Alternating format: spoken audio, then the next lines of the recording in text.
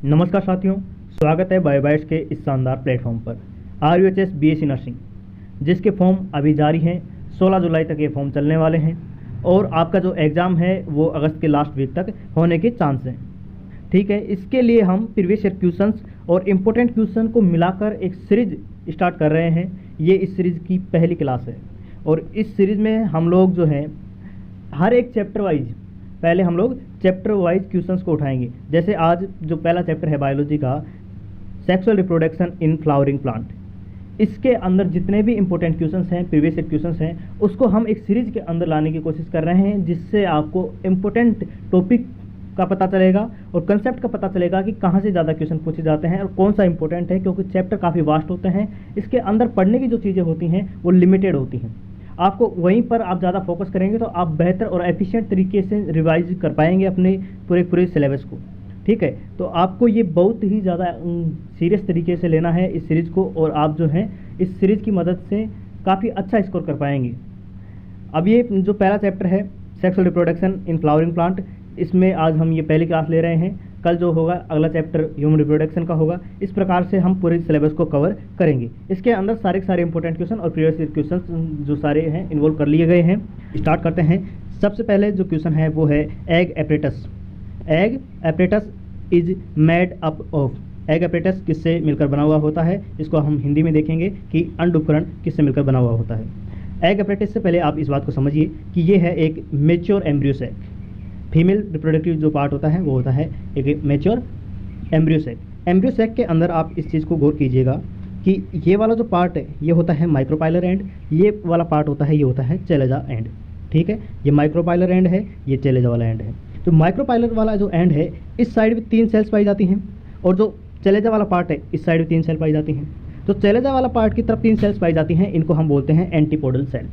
क्या बोलते हैं? एंटीपोडल सेल बोलते हैं। और एक संख्या में कितनी होती हैं? 3 होती हैं। ओके, वहीं पर माइक्रोपाइलर एंड की तरफ भी 3 सेल होती हैं। ठीक है, इसमें से 2 सेल होती हैं सिनर्जिड सेल। 2 सेल कैसी होती हैं? Synergid cell. और जो एक सेल होती है ये होती है क्या? Egg cell. क्या होती है? Egg cell. तो यहाँ पर भी कितनी सेल हो गई? 3 सेल हो गई। ऐसे माइक्रोपाइलर एंड की तरफ भी और चेलेजा एंड की तरफ भी 3-3 सेल होती हैं। जबकि एक सेल बीच में, ये सेल जो आपको दिखाई दे रही है, ये वाली सेल, ये एक सेल है। इस सेल जो होती है इसको हम बोलते हैं सेंट्रल सेल। इसको क्या बोलते हैं? Central cell. तो ऐसे कुल मिलाकर एक एम्ब्रियो सैक के अंदर 3 ऊपर की तरफ जिसको चेलेजा एंड बोलते हैं उस तरफ 3 सेल होती हैं, 3 माइक्रोपाइलर की तरफ होती हैं 6, और एक होती है सेल बीच के अंदर जिसको हम बोलते हैं सेंट्रल सेल। तो ऐसे कुल मिला के 7 सेल होती हैं। कितनी सेल होती हैं? 7 सेल होती हैं। ओके, ये आगे आने वाले क्वेश्चंस हैं, इंपॉर्टेंट क्वेश्चंस हैं। इसके देखो हम क्वेश्चंस को अप्रोच कर रहे हैं कंसेप्ट के साथ में, इसलिए समझिएगा कि कंसेप्ट को पढ़ना ज़्यादा ज़रूरी है, क्योंकि एक कंसेप्ट से बहुत ज़्यादा क्वेश्चन निकलेंगे और सारे इंपॉर्टेंट क्वेश्चन मैं आपको इसी में कवर करा दूंगा। ये जो 20 मिनट का वीडियो होगा, 25 मिनट का वीडियो होगा, इसके अंदर आप पूरे के पूरे जो इंपॉर्टेंट पार्ट हैं इस चैप्टर के वो सारे कवर कर चुके होंगे। अब देखा आपने 7 सेल मैंने आपको यहाँ पर गिनवा दी हैं। एक एम्ब्रियो सैक के अंदर 7 सेल होती हैं। अब देखिए यहाँ पर चेलेजा एंड की तरफ जो एंटीपोडल सेल हैं, ये एंटीपोडल सेल 3 हैं और इनके पास एक न्यूक्लियस है। यहाँ पर एक न्यूक्लियस, एक न्यूक्लियस, एक न्यूक्लियस, मतलब 3 न्यूक्लियस यहाँ पर हो गई। वहीं पर आप देख रहे हैं सिनर्जिड सेल, 2 सिनर्जिड सेल हैं, तो यहाँ पर 2 न्यूक्लियस भी हैं। ठीक है, एक है एग सेल, तो इसके पास भी एक क्या हो गया? अपने पास न्यूक्लियस हो गया। तो ऐसे मिलाकर अपने पास 6 न्यूक्लियस तो हो गई, ये 6 न्यूक्लियस। और एक न्यूक्लियस आप देख रहे हैं कि सेंट्रल जो सेल है, सेंट्रल सेल के अंदर 2 न्यूक्लियस हैं। कितने न्यूक्लियस हैं? 2 न्यूक्लियस हैं, जिन्हें अपन क्या बोलते हैं? पोलर न्यूक्लियाई बोलते हैं। क्या बोलते हैं? पोलर न्यूक्लियाई बोलते हैं। इस सेंट्रल सेल के अंदर 2 न्यूक्लियस पाए जाते हैं। तो ऐसे कुल मिला के कितने हो गए? 6। तो ये यहाँ पर 3, यहाँ पर 3, यहाँ पर, जबकि 2 बीच में, तो कितने हो गए? 6 2 8। 8 कितने होते हैं? 8 न्यूक्लियस होते हैं।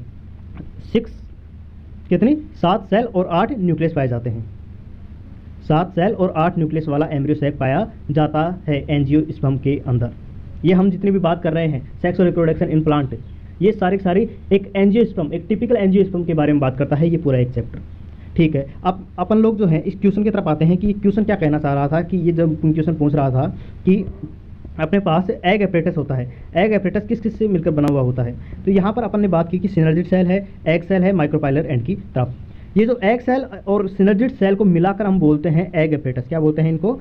एग एपरेटस बोलते हैं, इनको बोलते हैं एग एपरेटस। ठीक है, 2 सिनर्जिड सेल हो जाती हैं और एक एग सेल हो जाती हैं, इन दोनों को मिलाकर हम बोलते हैं एग एपरेटस। ठीक है, तो एग एपरेटस के अंदर क्या क्या होते हैं? 2 सिनर्जिड सेल होती हैं और एक एग सेल होती है।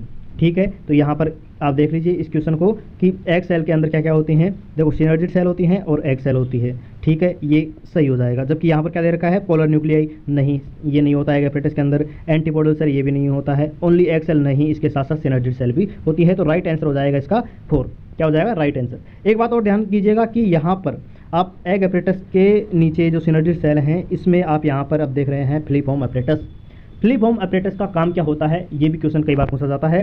तो ये फिलिपॉर्म एपरेटस जो होता है, जब यहाँ पर पोलन ट्यूब आती है, यहाँ पर पोलन ट्यूब आती है पोलन ग्रेन को लेकर, तो यहाँ पर ये जो फिलिपॉर्म एपरेटस है ये उसको गाइड करता है। फिलिपॉर्म एपरेटस पोलन ट्यूब को गाइड करता है कि कहाँ से एंट्री लेनी है। तो यहाँ से फिर वो एंट्री लेता है फिलिपॉर्म एपरेटस के माध्यम से, और ये एग सेल के पास चला जाता है, एक न्यूक्लियस, और एक न्यूक्लियस चला जाता है यहाँ पर, ठीक है। तो यहाँ पर आपको पता चला कि क्या होता है, फिलिपॉर्म एपरेटस का काम क्या होता है, ये होता है गाइड करने का, पोलन ट्यूब को गाइड करने का एंट्री के लिए, ठीक है। यहाँ पर कितने सारे क्वेश्चंस आपके सॉल्व हो चुके हैं आप देख सकते हैं। तो एक क्वेश्चन से हम बहुत सारे क्वेश्चन को हिट करेंगे ऐसे, और सारे कंसेप्ट को पढ़ते हुए चलेंगे। और यहाँ पर आप हिंदी में देखिए कि जो एग एपरेटस जो होता है वो अंड कोशिका और सहायक कोशिका से मिलकर बना हुआ होता है। यहाँ पर 4th आंसर हो जाएगा। अगले क्वेश्चन की तरफ चलते हैं। जो अगला क्वेश्चन है वो आप पढ़िए कि which of the following is not correct about sporopollenin. Sporopollenin के बारे में कौन सा सही नहीं है, कौन सा सही नहीं है। ऑप्शन पढ़ते हैं हम। Pollen grain are well preserved due to it. दूसरा ऑप्शन है no enzyme that degrade sporopollenin is so far known. तीसरा है एग्जाइन और pollen grain is composed of sporopollenin. और चौथा है it is proteinaceous substance that provide protection to pollen grain from high temperature and acid and alkaline. इसको हम चलिए NCERT से ही कोट करते हैं और एनसीईआरटी की मदद से समझते हैं कि ये कहाँ पर दिया हुआ है और कैसे किन किन बातों पर सही है, ठीक है। अपने को स्पोरोपोलिनिन के बारे में पूछा गया है। पहले आप समझिए कि ये जो है ये एक क्या है, पराग कण, जिसे हम बोलते हैं इस पोलन ग्रेन बोलते हैं, ठीक है। इसके अंदर जो होती हैं 2 लेयर होती हैं। एक होती है अंदर वाली लेयर जिसको हम बोलते हैं इंटाइन, है ना, जबकि एक वाली बाहर वाली लेयर होती है जिसको बोलते हैं अपन एक्साइन। जो अंदर वाली जो लेयर है ये बनी होती है सेल्यूलोज की। किसकी बनी होती है, सेल्यूलोज की बनी होती है, और ये कंटिन्यूस होती है, ये कंटिन्यूस होती है। जबकि बाहर वाली जो लेयर है ये वो कुछ ऐसे बनी हुई होती है, बाहर वाली लेयर कुछ इस प्रकार से बनी हुई होती है। ये रिजिड होती है, ऑर्गेनिक होती है। कैसी होती है, ऑर्गेनिक मटेरियल की बनी हुई होती है, और बीच बीच में यहाँ पर आप देख रहे हैं कुछ स्पेस भी होता है।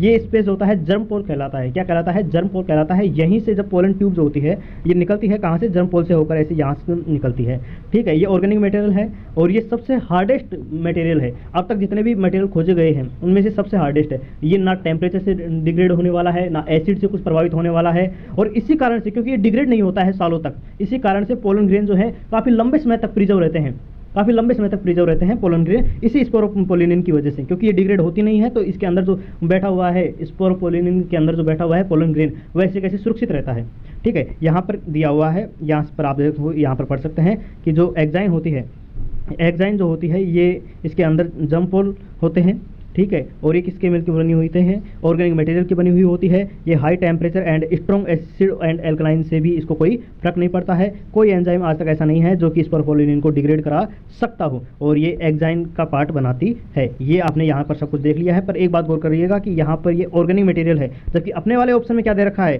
दोबारा से पढ़िएगा। अपने वाले ऑप्शन में दे रखा है कि जो स्पोरोपोलिनिन है वो प्रोटीनिशियस है। प्रोटीनिशियस नहीं है सर, प्रोटीनिशियस होती तो ये इतना हार्ड पार्ट नहीं हो पाता, क्योंकि प्रोटीन तो अपने अंदर भी है, लेकिन वो टेम्परेचर से क्या हो जाती है, डिग्रेड हो जाती है ना, विकृत हो जाती है। जैसे ही उसको हाई टेम्परेचर देते हैं डिग्रेड हो जाती है।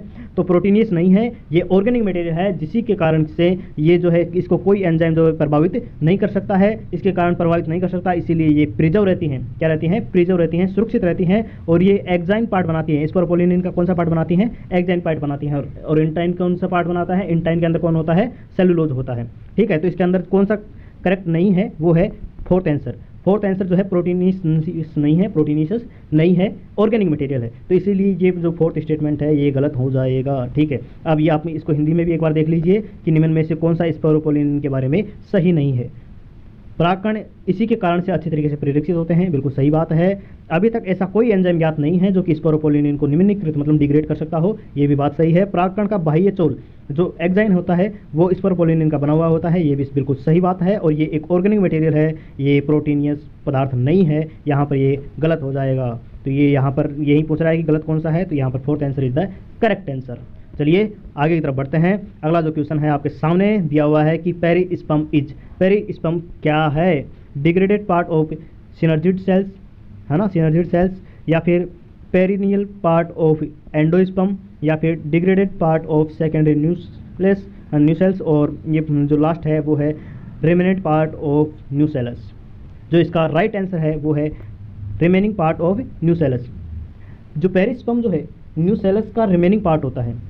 जैसे ओवरी है उससे फ्रूट बन जाता है, ओवरी होती है उससे फ्रूट बन जाता है, ऐसे ही जब न्यूसेलस जब है फ्रूट के अंदर, न्यूसेलस फ्रूट के अंदर भी रिमेनिंग रह जाता है तो हम उसको बोलते हैं पेरिस्पर्म। क्या बोलते हैं? पेरिस्पर्म बोलते हैं। और ये किन के अंदर पाया जाता है सर? ये पाया जाता है काली मिर्च के अंदर, ब्लैक पेपर के अंदर। किसके अंदर? ब्लैक पेपर के अंदर पाया जाता है। ठीक है, पेरिस्पर्म किसके अंदर पाया जाता है? ब्लैक पेपर्स के अंदर पाया जाता है। और ये क्या होता है? रिमेनेंट पार्ट ऑफ न्यूसेलस होता है, न्यूसेलस का बचा हुआ पार्ट होता है, बीजांडकाय का अवशेष होता है। पेरिस्पर्म क्या होता है? परिभ्रूणपोष क्या होता है? कि बीजांडकाय का अवशेष होता है। इसमें फोर्थ आंसर करेक्ट हो जाएगा। और ये किसके अंदर पाए जाते हैं? काली मिर्च के अंदर पाए जाते हैं। ये भी आप लोग को याद रखना है। ठीक है, आगे यहाँ पर आप देखिएगा थोड़ा सा इंपॉर्टेंट वाला पार्ट आपके सामने आ रहा है, कंसेप्ट। इस कंसेप्ट से बहुत सारे क्वेश्चन आपके सोल्व होने वाले हैं, बहुत सारे क्वेश्चन आपके सोल्व होने वाले हैं। देखिएगा एक बार कि ये देखो यहाँ पर एपोमिक्सिस। एपोमिक्सिस क्या होती है? सबसे पहले देखो कि एपोमिक्सिस क्या होती है। जहाँ पर बिना फर्टिलाइजेशन के सीड बन रहा हो, बिना फर्टिलाइजेशन के सीड बन रहा है तो उस प्रोसेस को हम बोलते हैं एपोमिक्सिस बोलते हैं। और ये किसके अंदर देखने को मिलता है? एस्ट्रेसी और ग्रास फैमिली के अंदर मिलता है। कहाँ पर मिलता है? एस्ट्रेसी और ग्रास फैमिली के अंदर एपोमिक्सिस मिलता है। सर पोलो एम्ब्रियोनिक कहाँ पर मिलता है केस? पोलो एम्ब्रियोनिक का जो केस होता है कि मतलब एक जो होता है उसी के अंदर बहुत सारे एम्ब्रियो सेक के अंदर बहुत सारे एम्ब्रियो जब मिलते हैं तो उसे पोलो एम्ब्रियो बोलते हैं। और ये केस किसके अंदर मिलता है? सीट्रस और मैंगो के अंदर मिलता है। ऐसे केस में बहुत सारे जो होते हैं क्या मिलते हैं अपने को? बीज भी बहुत सारे मिलते हैं। एक एम्ब्रियो से में बहुत सारे एम्ब्रियो सेक होते, एक एम्ब्रियो सेक के अंदर बहुत सारे एम्ब्रियो होते हैं तो उसे पोली एम्ब्रियो बोलते हैं। सीट्रस और मैंगो के अंदर ये देखने को मिलता है। अब ऐसे ही सीड दो प्रकार से होते हैं। एक होता है एम्ब्रियोनिक सीड मतलब एंडोस्पर्मिक सीड, और दूसरा होता है non endospermic seed. Non endospermic seed को हम कई बार नॉन एल्ब्यूमिनस सीड भी बोलते हैं, और वैसे ही एंडोस्पर्मिक जो सीड होता है उसको हम एल्ब्यूमिनस सीड भी बोलते हैं। यहाँ से कई बार क्वेश्चन पूछा जाता है और टफ क्वेश्चन माना जाता है जब यहाँ से क्वेश्चन पूछा जाता है, क्योंकि यहाँ पर बहुत सारे एग्जाम्पल हैं। उनको बहुत सारे एग्जाम्पलों को देकर बोल देता है कि इसमें से आप बताइए कि एंडोस्पर्मिक सीड कौन कौन से हैं। तो आपको ये याद ही रखना पड़ेगा। ये वाला जितने पार्ट में आपसे खुद से करवा रहा हूँ ये मैंने खुद ने शॉर्ट नोट्स बनाए थे। तो आप इन शॉर्ट नोट्स को जो है अपना जो टेलीग्राम चैनल है वहाँ से आपको ये सारी पीडीएफ मिल जाएगी, और वहाँ पर आपको इसको डाउनलोड करके अच्छे तरीके से रिमेंबर करना है। आप इसको बना सकते हैं, वॉल पर चिपका सकते हैं, लेकिन इसको आपको याद करना है। ये एट द एंड आपके पास का काम है कि आपको इसको याद करना ही करना है। जो नॉन एंडोस्पर्मिक सीड हैं वो है पी, बीन, ग्राउंडनट और ग्राम। और जो ये हैं सारे कैसे हैं? डाइकोट हैं, जबकि ऑर्किड जो है मोनोकोट है। ठीक है, जो डाइकोट होता है इसके अंदर नॉन एंडोस्पर्मिक होते हैं, लेकिन ऑर्किड जो होता है इसका क्या है? एक्सेप्शन है। जबकि एंडोस्पर्मिक सीड होते हैं ये किसके अंदर पाए जाते हैं? मोनोकोट के अंदर पाए जाते हैं, लेकिन इसके अंदर कैस्टर जो होता है और बेरी जो होता है ये कैसे होते हैं?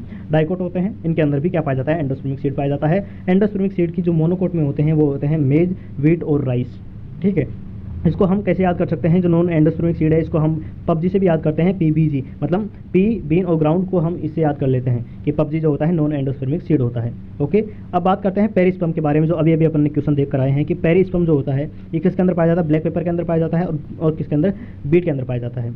और ये किसका पार्ट होता है? रिमेनेंट पार्ट होता है न्यूसेलस का। जब न्यूसेलस फल के अंदर भी ऐसे कैसे रिमेनिंग रह जाती है, रिमेनेंट रह जाती है, तो हम उसे बोलते हैं क्या बोलते हैं? पेरिस्पर्म बोलते हैं। ये न्यूसेलस का पार्ट है। एक मैच्योर सीड के अंदर 10 से 15% ही वाटर होता है। वैसे आपको पता है 92% वाटर होता है एक हर एक ह्यूमन बॉडी के अंदर भी, है ना। वैसे ही बहुत ज़्यादा पार्ट जो होता है 70-80% जो होता है एक जो मैच्योर हो रहा होता है सीड उसके अंदर होता है। लेकिन जब सीड मैच्योर हो जाता है और उसको डोरमेंसी के लिए रखा जाता है, उस सीड के अंदर 10 से 15% ही वाटर होता है। जब वाटर कम होता है, वाटर कम क्यों होता है? क्योंकि उसको लंबे समय तक प्रिजर्व करना है। अगर वाटर ज़्यादा होगा तो वो उसको क्या करा देगा? जर्मिनेट करा देगा। तो फिर वो क्या हो जाएगा? उसको ज़्यादा समय तक हम क्या स्टोर करके नहीं रख सकते। जैसे वीट होता है उसको हम एक बार निकाल लेते हैं, उसको फिर काफ़ी समय तक यूज़ करते हैं, खाने के लिए यूज़ करते हैं। फिर अगले साल जब उसको हम पानी, टेम्परेचर और ऑक्सीजन पर्याप्त मात्रा में देते हैं तो वो फिर से क्या हो जाता है? जर्मिनेट हो जाता है। लेकिन इस दौरान अगर हमें खाना होता है तो उसको हम क्या करते हैं? स्टोर करके रखते हैं। तो स्टोर करके रखते हैं तो वहाँ पर क्या होता है कि सीड के अंदर पहले से 10 से 15% ही वाटर होता है, जिसके कारण से वो जर्मिनेट नहीं कर पाता है। और जर्मिनेशन के लिए जो फेवरेबल कंडीशन होती है वो होती है मॉइस्ट, मतलब कि आपको पानी देना पड़ेगा, टेम्परेचर उसके लिए सूटेबल देना पड़ेगा और पर्याप्त मात्रा में ऑक्सीजन देनी पड़ेगी। ठीक है, अपने को अब बात करते हैं खाने वाले फल के बारे में कि हम जो फल खाते हैं उसका फ्रेशी पेरिकार्प किसका खाते हैं। वो खाते हैं गवावा का, ऑरेंज का और मैंगो का। इनका हम फ्रेशी जो होते हैं पेरिकार्प खाते हैं, जबकि ड्राई पेरिकार्प जो है वो कोकोनट और मस्टर्ड का ड्राई पेरिकार्प खाया जाता है। ठीक है, यहीं पर हम बात करते हैं फॉल्स फ्रूट के बारे में। यहाँ से काफ़ी बार बहुत अच्छे अच्छे क्वेश्चन पूछे जाते हैं कि फॉल्स फ्रूट जो होता है किस किस के अंदर पाया जाता है। वो पाया जाता है एप्पल के अंदर, स्ट्रॉबेरी के अंदर और च्यूसी के अंदर, मतलब कि काजू के अंदर पाया जाता है। ठीक है, और ये कहाँ से, थैलेमस से बनते हैं। ये जितने फ्रूट बनते हैं ये किससे बनते हैं, थैलेमस से बनते हैं। जबकि जो ट्री फ्रूट होते हैं वो ओवरी से बनते हैं, जबकि एप्पल, स्ट्रॉबेरी, ये जो फॉल्स फ्रूट हैं ये थैलेमस से बनते हैं। ठीक है, अब बात करते हैं पार्थेनोकार्पी के बारे में। पार्थेनोकार्पी के अंदर फर्टिलाइजेशन नहीं होता है और बिना फर्टिलाइजेशन के जो है ओवरी जो है फ्रूट के अंदर कन्वर्ट हो जाती है, बिना फर्टिलाइजेशन के। तो ये कहाँ पर होता है, बनाना के अंदर होता है। और ये इसका एग्जांपल क्या है, बनाना है। और ये सीडलेस भी होते हैं, जैसे आप बनाना देखते हैं उसके अंदर सीड नहीं होते हैं, लेकिन जो नेचुरल बनाना देखोगे आप उसके अंदर बहुत ज़्यादा सीड होते हैं। जो अपन खाते हैं वो सीडलेस बनाना है, जो कि हार्मोन की मदद से बनाया गया है, हार्मोनल चेंजेस की वजह से बनाया गया है और उसके अंदर सीडलेस होता है। ठीक है, जो ल्यूपिन ऑर्किडस जो है, ल्यूपिन ऑर्किडस जो होता है ये 10,000 साल की डोरमेंसी वाला प्लांट है। यहाँ पर खोजा गया था जिसमें कि 10,000 से भी ज़्यादा की इसकी डोरमेंसी पाई जाती है, किसके अंदर, ल्यूपिन ऑर्किडस के अंदर। यहीं पर एक डेट पाम है। डेट पाम का आपको ये भी याद रखना है, साइंटिफिक नेम है फिनोक्सिस डेक्टाइलिफेरा, जो कि कितने 2000 साल की डोरमेंसी लिए हुए है। और जबकि ये होता है किसे, और को वेंकी और स्टिंगा जो होती है ये कैसे हैं, पैरासाइटिक स्पीसीज हैं। प्लांट की पैरासाइटिक स्पीसीज कौन कौन सी हैं, और वेंकी और स्टिंगा। ठीक है, ये जितना भी है इसको आपको ऐसे कैसे याद रखना है। यहाँ पर एक बात और बता दूँ कि टेलीग्राम पर आपको मिल जाएगा और आपको वहाँ से इसको डाउनलोड करके अपने रूम के वॉल्स पर चिपका लेना है, अच्छी तरीके से याद करना है। सारी इंफॉर्मेशन इसके अंदर जितनी भी है वो बहुत ही ज़्यादा इंपॉर्टेंट है। आप इसको एनसीईआरटी से भी ले सकते हैं, आप खुद भी बना सकते हैं, एनसीईआरटी के लास्ट वाले पेज में दिया हुआ है। चलिए अगले क्वेश्चन की तरफ चलते हैं अपन। उसमें दिया हुआ है अगला क्वेश्चन जो है कि कोकोनट का जो वाइट केरल है वो क्या होता है। देखो कोकोनट को समझिए पहले। कोकोनट के अंदर दो पार्ट होते हैं, एक तो पानी वाला पार्ट होता है, कोकोनट के अंदर पानी वाला पार्ट है। ठीक है, दूसरा जो साइडों में जो वाइट वाला पार्ट होता है जिसको अपन खाते हैं, जिसको हम खोपरा बोलते हैं देसी भाषा में, और जो वाइट वाला पार्ट होता है वो जो वाटर होता है, वो तो जो वाटर होता है वो तो कैसे मिलकर बना हुआ होता है, फ्री न्यूक्लियर डिवीजन से मिलकर बना हुआ होता है। कैसा, फ्री न्यूक्लियर डिवीजन से मिलकर बना हुआ होता है। जबकि व्हाइट वाला जो पार्ट होता है वो कैसा, सेलुलर डिवीजन से मिलकर बना हुआ होता है। किससे, सेलुलर डिवीजन से मिलकर बना हुआ होता है। तो सेलुलर एंडोस्पर्म होते हैं, ये दोनों के दोनों एंडोस्पर्म ही होते हैं। जो ये वाइट वाला पार्ट है और जो ये वाटर वाला पार्ट है, दोनों के दोनों एंडोस्पर्म है। लेकिन ये जो न्यूक्लियर फ्री डिवीजन से मिलकर बने होते हैं, जिन सेल के अंदर सिर्फ फ्री डिवीजन चलता रहता है, जबकि उस सेल्स के ऊपर के जो सेल वॉल होती है वो फॉर्मेशन नहीं हो पाती है, तो वो होता है फ्री न्यूक्लियर डिवीजन। और इससे क्या बनता है, वाटर बनता है, कोकोनट का वाटर बनता है। जबकि सेलुलर पार्ट के अंदर जो होता है सेल के ऊपर सेल वॉल भी बन जाती है और ये व्हाइट पार्ट बनाता है कोकोनट के अंदर। तो ये यहाँ पर कौन सा इसका राइट आंसर हो जाएगा, व्हाइट कलर क्या होता है, सेलुलर पार्ट होता है। तो इसका जो राइट आंसर हो जाएगा वो हो जाएगा फर्स्ट। नारियल में जो सफेद गूदा प्रदर्शित करता है वो होता है कोशिकीय भ्रूण को। ठीक है, केंद्रीय भ्रूण कोष को कौन मदद करता है, वो जो वाटर वाला पार्ट होता है वो केंद्र के भ्रूण कोष को रिप्रेजेंट करता है। ठीक है, अगले क्वेश्चन की तरफ चलते हैं कि पेरिस्पर्म इज रिमेनेंट ऑफ। ये पहले भी आ चुका है ये क्वेश्चन कि पेरिस्पर्म किसका रिमेनेंट है, वो है न्यूसेलस का। और ये किसके अंदर पाया जाता है, ब्लैक पेपर के अंदर। किसके अंदर, ब्लैक पेपर के अंदर पाया जाता है। यहाँ पर ये आप देख लीजिए, ब्लैक पेपर के अंदर पाया जाता है और ये न्यूसेलस का रिमेनेंट पार्ट है।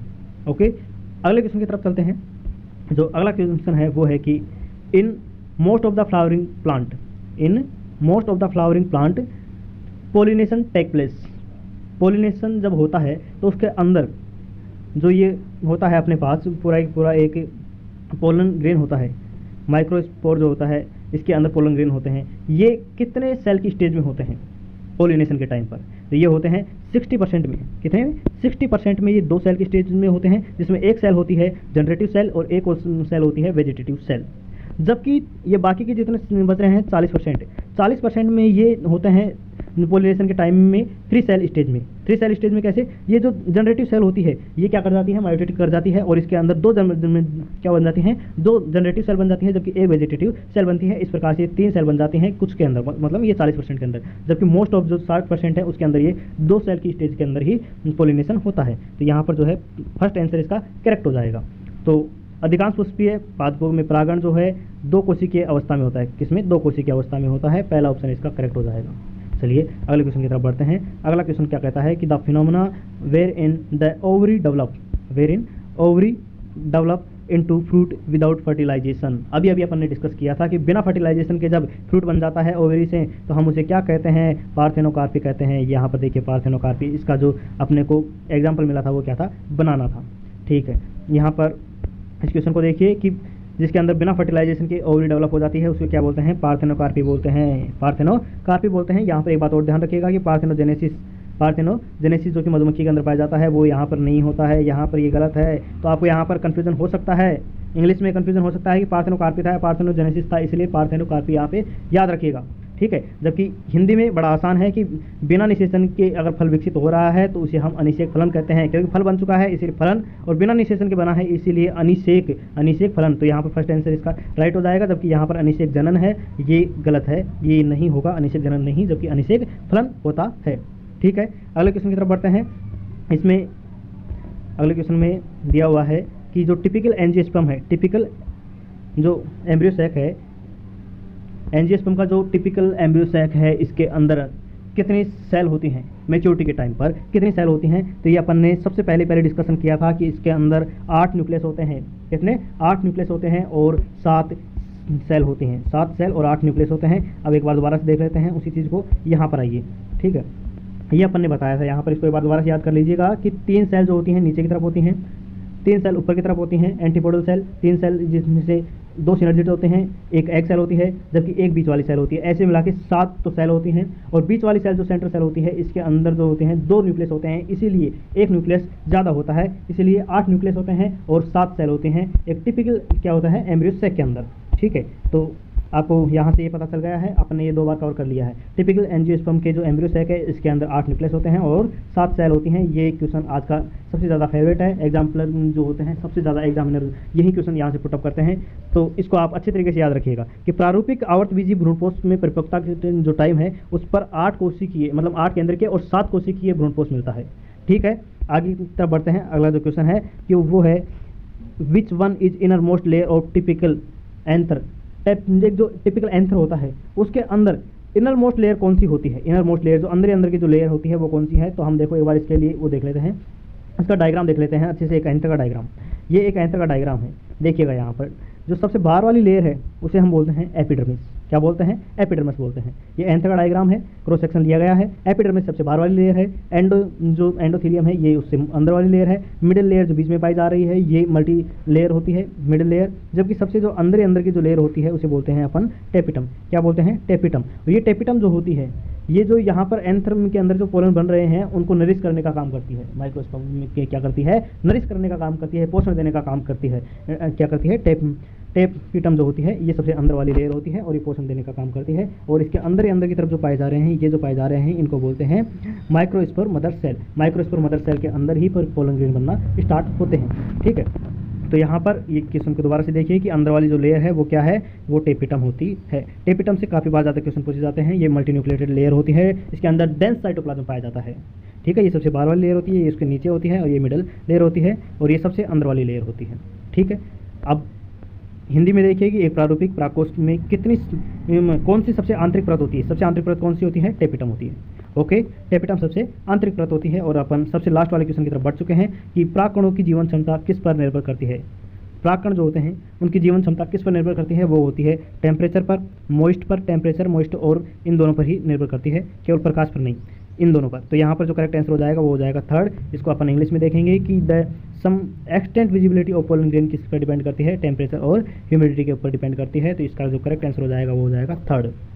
ये इस चैप्टर की रिप्रोडक्शन इन फ्लावरिंग प्लांट वाले चैप्टर की सबसे इंपॉर्टेंट क्वेश्चंस अपन ने यहाँ पर डिस्कस किए हैं। और इस चैप्टर के जितने भी समरी आप लेना हो, जैसे एग्जाम के लास्ट टाइम में अगर आपको कुछ भी पढ़कर जाना हो तो आप इस वीडियो को रेफर करेंगे कि जितने भी इंपॉर्टेंट कंसेप्ट हैं, जितने भी इंपॉर्टेंट चीज़ें क्वेश्चंस के फॉर्म में, कंसेप्ट के फॉर्म में अपन ने सारी चीज़ यहाँ पर कवर कर दी है। ऐसे मान लीजिए कि ये रिवीजन के लिए वन शॉट है आपका, और हम अभी प्लान कर रहे हैं कि फिजिक्स की जो क्लासेज हैं ऐसी ही फिजिक्स की क्लासेज आपके लिए लाई जाएँ। जैसे उसके अंदर क्या होगा कि एक कंसेप्ट कराया गाउस थ्योरम के ऊपर 3 क्वेश्चन करवा दिए वहीं पर, तो एक चैप्टर के अंदर जो है अपन उसको 2 या 3 पार्ट के अंदर डिवाइड करेंगे और उसको अच्छे तरीके से कंसेप्ट के साथ और क्वेश्चन को वहीं पर अपन उसको डिस्कस कर लिया करेंगे।